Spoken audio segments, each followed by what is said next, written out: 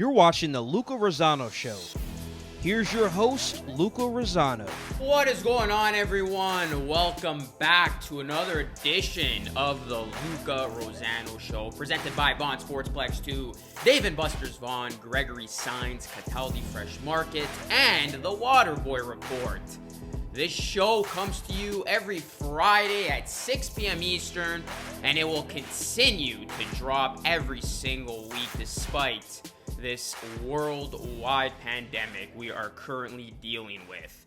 Guys, I got a very special episode for all of you. It's going to be a shorter episode than usual, but I thought I would revisit a special conversation with one of the key members of the Raptors community. You know him, you've seen him courtside, and you know how important he is and what he means to Raptors basketball. Nav Bhatia, the Raptors superfan.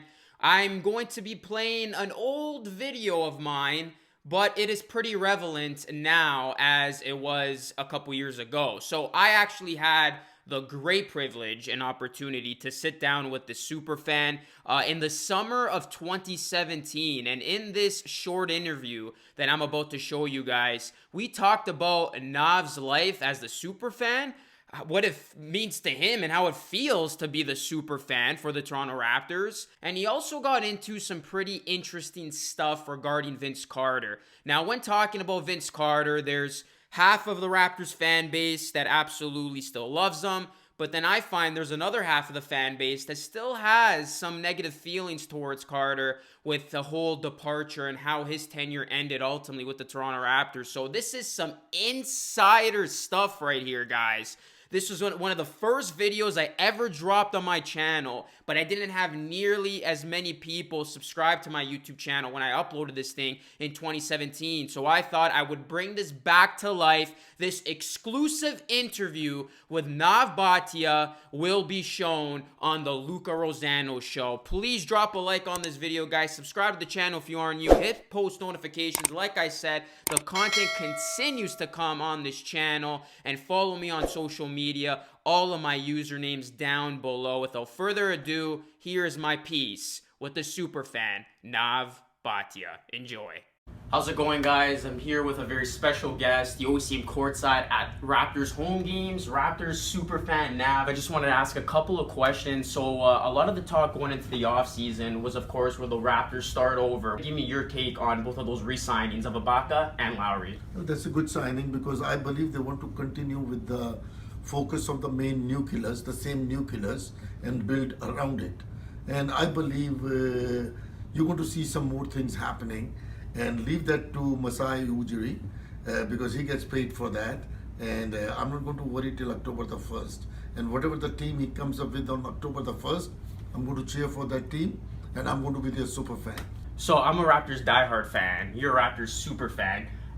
Just take us through the experience of having the luxury and the privilege of sitting courtside on every Raptors home game. Describe what the feeling is. It is a blessing. Plus, it has become more of it because I have come to know all the players, all the opposing players, all the opposing coaches, all the referees.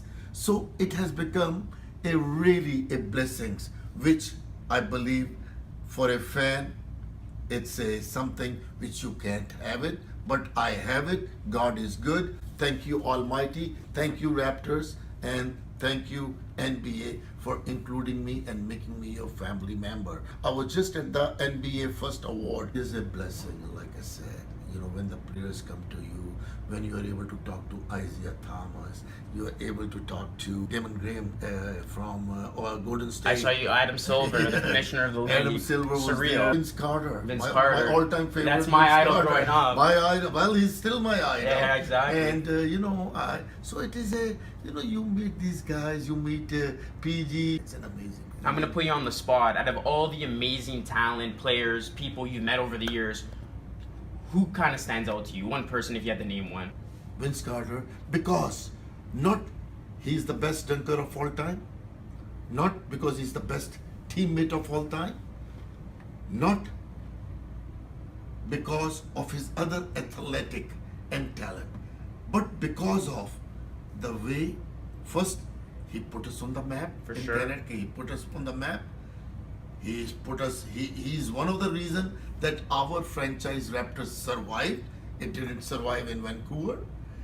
Also, much more than that, what he did for the fans of Toronto. If anybody knows the details, I'm the one. How he used to reach out to the kids at Six Children Hospital and keep it undercover. Nobody, not to advertise about it, to take care of the kids. I believe he's one athlete who has signed the most autographs than anybody else. Such a shame because people obviously look at how we left Toronto, and that's kind of a negative stigma that seems to be with some of the Toronto fans, especially the ones I talk to. But you just named all the reasons why we should welcome Vince Carter, because he's done so much for us. Media sometimes can portray a different thing. But Vince, if anybody wants to know the real Vince, talk to me. Vince is not my friend. Vince is my family. I'm hoping that one day Vince will be back. His jersey will be retired because he is the biggest history of any sports in Toronto. And Canada. Well, he signed with the Kings, so hopefully he'll make his way to Toronto before he calls a career. You'll convince him, right? Don't worry. I think the Raptors, let the Raptors do that. It's Raptors things and they will do it. I believe when the time is right. Because Vince still wants to play. He told me last week, 2 weeks ago, he wants to play for a couple of more years. So let him do what he wants to do. But in the end of the day, he knows we need him here. Well, I know where to find you, so I'll carry on this conversation when the season starts. Let me know. I'm available to you or any fan. They want to talk basketball, they want to talk Raptors, I'm there. And that's what makes you great. That's what makes you the super fan. I cannot tell you how much I appreciate you doing this. Thank you so much, and go Raptors go. Hey, keep supporting them and go Raptors go. And you know that I have a slogan. People think I'm an addict, right? Because I spend a lot of money on basketball. I spend more money on basketball than I make. People say I'm an addict. My wife says that every day almost. But you know what? I work very hard for the last 33 years. I work very hard. I don't drink. I don't smoke. I don't womanize. I only Raptorize. So go Raptors go. We love you. The best addiction there is. And the city loves you, and Canada loves you. So there you go, guys. There you have it. I hope you guys enjoyed that. A hidden gem that many of you didn't watch when I uploaded this a couple years ago. So I thought, what a better time to re-show this interview of mine right here on the Luca Rosano Show for a brand new episode for all of you to enjoy. But yeah, let me know what you guys think of that piece with Nav. Drop your comments down below, guys, and I hope you thoroughly enjoyed that. Let's just say somebody that I knew hooked that up. I got the opportunity to go visit Nav, and I gotta say, Nav is such a great person, very genuine, and he pretty much welcomed me with open arms. He loved doing that interview, and he told me, if you ever need anything, let me know. It just goes to show the type of person Nav is. He doesn't let his ego get in the way, his fame, his status get in the way. He makes time for everybody. He makes time for Raptors fans. So I'm very thankful that Nav gave me his time a couple years ago and gave me the opportunity to conduct that piece with him. So yeah, guys, let me know what you thought of it. Drop your comments down below. And that is something that is going to be a very, very special moment of my career, saying that I got the chance to interview Nav in that capacity. All right, guys, switching gears now. I did let everybody know via my Instagram, Twitter, and my YouTube community page that I would be doing a Q&A, a mailbag on the show with you, the fans. And I gave you guys the opportunity to submit your questions for a chance to be featured on the show. Because this is going to be a shorter show than usual, I thought, what a better time to answer some of the questions from you, the fans. I just want to say you guys overwhelm me with your responses, with your questions. Thank you so much for engaging. And please rest assured, if I didn't get to your question for this episode, continue to send your questions. You guys overwhelm me with how many questions you did send, and if I answered all of them, this show would be an hour. What I am going to do is I'm going to answer 7 of them, so I chose the best questions via my Instagram, Twitter, and my YouTube page, and I will be answering those questions right now. But don't be discouraged if you don't see your question answered on this show. Continue to send your questions whenever I do a Q&A on the Luca Rosano show. I will be doing a Q&A on the show when I don't have a scheduled live guest, so definitely look out for that. So without further ado, guys, let's get into some of these questions. And I gotta say, I'm pretty impressed. You guys brought your A game with some of the questions you asked me. Very, very good stuff. And we're gonna start with the first one here from Days3232. He sent me in a question via Instagram. He says, what got you to start the YouTube channel, show, and podcast? And you know what, man? It's pretty simple. My love of basketball and the ambition I have of being a sportscaster, an NBA reporter, and one day working for a major sports network. I want to be able to voice my opinion and bring you guys great content on my own channel. And my long-time goal with this is to create this community, continue to grow this community, I should say, and create such a big fan base here where you guys can consistently enjoy my content, and we get to a point where I develop a huge big-time audience, and then a major sports media network like an ESPN recognizes what I'm doing, and I can work with them in some capacity. So that's the all-time goal for me, and that is pretty much the reason why I started my channel. Nobody gave me an opportunity to work for them. Nobody gave me an opportunity to do what it is that I love. So I thought I would use the great platform of YouTube and get my opinions across and get my content across, and that's exactly what I've been doing. But again, none of this would exist without you, the fans. So if you guys aren't supporting me, if you guys aren't sharing these videos, if you guys aren't liking, hitting the bell, all that good stuff, none of this exists. So I want to give the credit to you, the fans, who continue to watch my videos, and that allows me to bring you content as frequently as I do. So it just stems from my love for this and my love for broadcasting. Really, I love basketball, I love broadcasting, and that is why I created this whole entity here on YouTube, and of course the show, the Luca Rosano Show. But thank you so much for the question. Really good stuff. Really good question right there. Let's move on here. Question number 2 from Brent Sta 5050. He asks, who's your most improved player so far, and who's your MIP just for the Raptors? So my most improved player in the NBA is Luka Doncic. He's gonna fall just short of winning the MVP award, but I believe he is gonna win this Most Improved Player of the Year award. He's been lights out. He's elevated his game to a whole new level. He has been simply phenomenal. He gets my vote with that. Who is the most improved player now in the Raptors? That's an easy one to me as well. It's Norman Powell. When healthy, Norman Powell has arguably been the Raptors' best consistent all-around player for this season. Norman Powell continues to elevate his game. He continues to show up when needed to. And all we got to just hope with this guy is that he stays healthy, because if Norman Powell is healthy, he's been making such strides with his game this season that there's no telling how good of a player he can continue to be. He's still relatively young. He's in the prime of his career. So Norman Powell is definitely, without a doubt, the Raptors' most improved player. Thank you so much for your question. Let's move on here, guys. Next question from the Vortex Luigi Rosalina. They ask, what's the best game you attended at Scotiabank Arena / the Air Canada Centre? That's an easy one as well. Game 1, NBA Finals. I was in the Scotiabank Arena, and the electricity was unprecedented. I will never forget the feeling I had during that Game 1, knowing that my team made it, we all made it, and we got to witness an NBA Finals game in our lifetime. It was only icing on the cake when the Raptors went on to win the whole thing. But being there to witness history, to witness Canadian history, to witness Canadian basketball history is something that I will never forget. So it is definitely Game 1 of the 2019 NBA Finals. And by the way, the Raptors did win that game, which made the experience all that much sweeter. Let's move on here. I told you guys, these are some great questions from you, the fans. Next question here from Oogle Boy.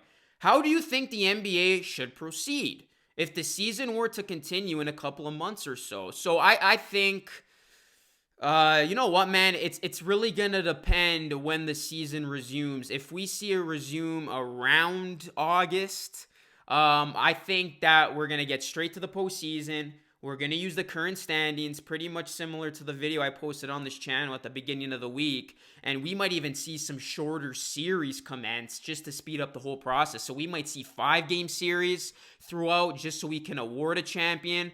But I tell you, I mean, it doesn't help the NBA's case that we continue to hear of players testing positive for this virus. That's just going to further put everything on pause. And I mean, if we come to July and August and there's still no clear-cut start time, the NBA might just can this season. I hope that's not the case. So if there is basketball indeed this summer, particularly around August, I think we're going to use the current standings, get right into the playoffs, and we're going to see shorter playoff series to award an NBA champion for the season. Next question from Nathan Crone. If the Nets were to have Kyrie and KD back for the playoffs in August, how do you think this will impact the Raptors' chances of going far in the playoffs? It could very well impact the Raptors. I mean, KD, when healthy, is a top 5, top 3 player in the NBA, and Kyrie, when healthy, is a top 10 player in the NBA. Now, that being said, if they were to return for the series, how healthy would both of them be? And you would also see maybe a sign of some rust from both players, and both players wouldn't have had any time to prepare with one another. So chemistry would also be an issue for the Nets. So although it would impact the series, the question then becomes, how much of an impact would it have?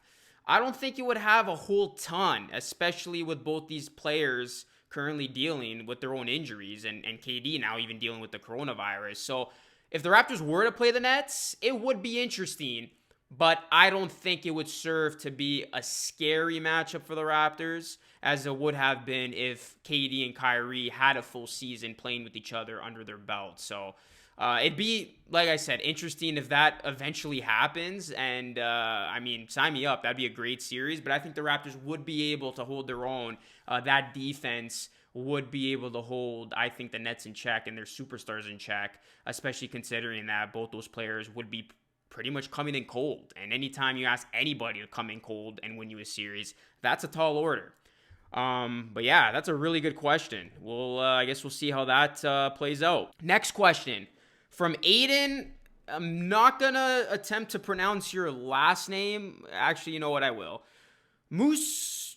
Yeah, I'm not. We'll just call you Aiden for this one. But thank you for the question, Aiden. He asks, how should the Raptors approach the 2021 free agency pool? Who are your top 3 targets and why? So my top 3 targets are as follows, and it's going to start with Giannis Antetokounmpo, rightfully so. He's going to be the biggest prize if he elects to be a free agent. You know, every team's going to go after him, and rightfully so. I mean, I don't have to explain myself on this one why the Raptors would want to go after Giannis. He's a franchise player. He's in the midst of his prime. He's arguably the best player in basketball right now. MVP, he can take over a game. He's got all the skills you want out of your franchise player. So Giannis would be a top target, not only for the Raptors, but for the entire NBA if he, in fact, becomes a free agent.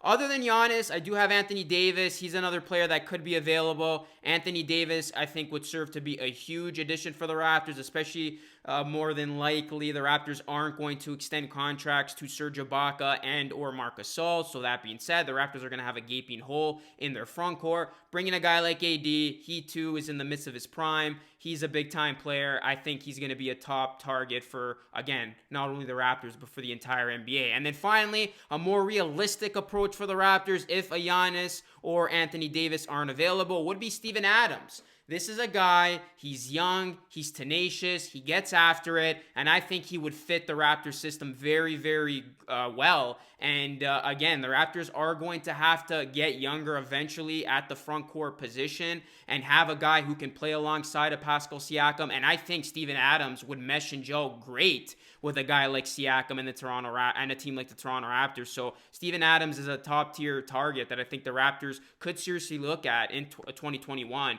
that could very well help their team defensively and with their front court moving forward. Really good questions, guys. I told you, these have been some really good questions that you, the people, have submitted. And we are going to end it off here with one of my favorite questions for this week's show. And it's from Sky's the Limit. Who's your top 10 NBA players of all time? Okay, you ready for this? We're going to start with 10, and we're going to run it down all the way to number 1. Number 10, Kobe Bryant. Yes, Kobe Bryant cracks my top 10. Number 9, Will Chamberlain. Number 8, Bill Russell. Number 7, Shaquille O'Neal. Number 6, Larry Bird. Let's get into the top 5 now. This might come to a bit of a surprise for some, but I got Tim Duncan in the 5 spot. Yes, Tim Duncan cracks my top 5. Number 4, I got Magic Johnson. Number 3, I got Kareem. And then my top 2, who's it going to be?